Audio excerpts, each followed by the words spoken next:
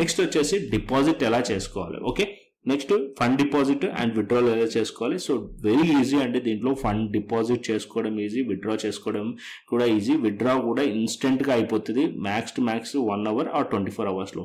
సింపుల్గా మీరు ఫస్ట్ ఈ రిఫరల్ లింక్ మీద క్లిక్ చేసి అకౌంట్ ఓపెన్ చేసుకున్న తర్వాత కంప్లీట్ కేవైసీ వెరిఫై చేసుకున్న తర్వాత మీరు యాడ్ ఫండ్స్ అని ఉంది కదా, ఇక్కడ మీరు యాడ్ ఫండ్స్ అని ఉంది, దీనిపైన క్లిక్ చేశారనుకోండి. యాడ్ ఫండ్స్ పైన క్లిక్ చేస్తే ఇక్కడ మీకు వచ్చేసి ఇక్కడ మీకు యూపీఐ ఉంటుంది, బ్యాంక్ ట్రాన్స్ఫర్ ఉంటుంది. యూపీఐకి వచ్చిన తర్వాత మీరు ఇక్కడ మినిమం 2000, 5000, 10,000 ఆర్ మీకు ఎంత కావాలంటే అంత చేసుకోవచ్చు. మినిమం ఒక 2000 రూపీస్ అయితే చేసుకోండి. అండ్ దాని తర్వాత కింద మీరు వెరిఫైడ్ యూపీఐ ఇచ్చుకోండి. అండ్ ఇంకొక పాయింట్ ఉంది, ఆల్రెడీ చెప్పాను.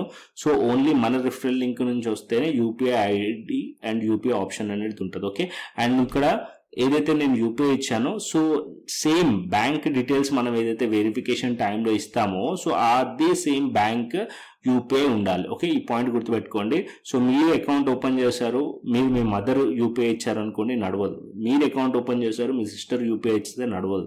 మీరు అకౌంట్ ఓపెన్ చేశారు, మీ బ్రదర్ యూపీఐ ఇస్తే నడవదు. మీ అకౌంట్ ఓపెన్ చేసి మీ బ్యాంక్ డీటెయిల్స్ ఉండి మీ నేమ్తో మీ యూపీఐ ఉంటేనే వర్క్ అవుతుంది. Okay, so both are same ఉండాలి. ఏదైతే నువ్వు బ్యాంక్స్ వెరిఫికేషన్ టైంలో ఇస్తావో అది దానికి కనెక్టే ఉండాలి యూపీఐ, అండ్ అక్కడ నుంచే డబ్బులు అనేది ఫండ్ యాడ్ రావాలి. ఓకే, అండ్ నెక్స్ట్ విత్డ్రాల్ టైంలో కూడా సేమ్ బ్యాంక్ అకౌంట్కి వస్తుంది. ఏదైతే నువ్వు బ్యాంక్ యాడ్ చేస్తుంటావో అదే దానికి విత్డ్రాల్ అనేది వస్తుంది.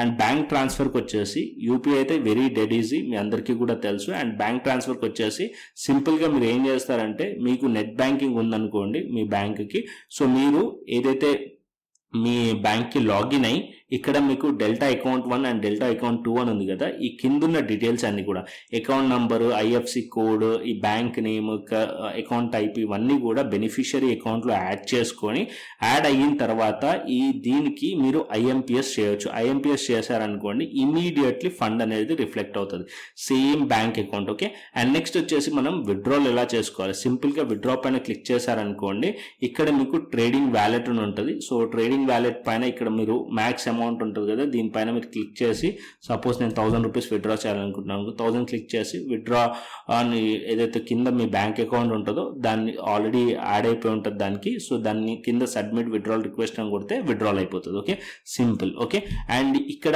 డిపాజిట్ చేయడము, విత్డ్రా చేయడము.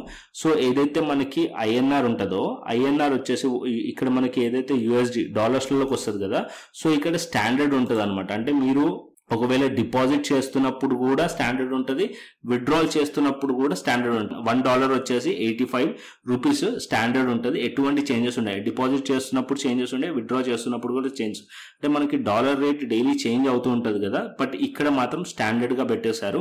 సో 85 రూపీస్, $1కి 85 రూపీస్ మనకి డిపాజిట్కి విత్డ్రాకి. ఓకే, ఈ పాయింట్ మస్ట్ అండ్ షుడ్ గుర్తుపెట్టుకోండి, కన్ఫ్యూజ్ అవ్వకండి. సో చాలా మంది డిఎంస్లో అడిగారు నన్ను ఈ పాయింట్, సార్ మన యూఎస్డీలో మనకి డెల్టా ఎక్స్చేంజ్ ఇండియాలో యూఎస్డీలో ఉంటుంది కదా, మనము డైలీ డాలర్ రేట్ చేంజ్ అవుతుంటుంది. సో చేంజ్ అయినప్పుడు మనం డిపాజిట్ చేసినప్పుడు అమౌంట్ అనేది కొన్నిసార్లు ఎక్కువ వస్తుంది, కొన్నిసార్లు తక్కువ వస్తుంది కొన్ని ప్లాట్ఫామ్స్లో. అంటే ఇక్కడ ఏదైతే ప్లాట్ఫామ్ ఉందో ఈ ప్లాట్ఫామ్ మాత్రము స్టాండర్డ్గా వాళ్ళు ఫిక్స్ చేసి పెట్టేశారు 85 రూపీస్ అని చెప్పి. సో మీరు డిపాజిట్ చేసినప్పుడు అదే క్యాల్కులేషన్ తీసుకుంటుంది, మీరు విత్డ్రా చేస్తున్నప్పుడు కూడా $1 వచ్చేసి మీకు 85 రూపీసే పడుతుంది. ఓకే,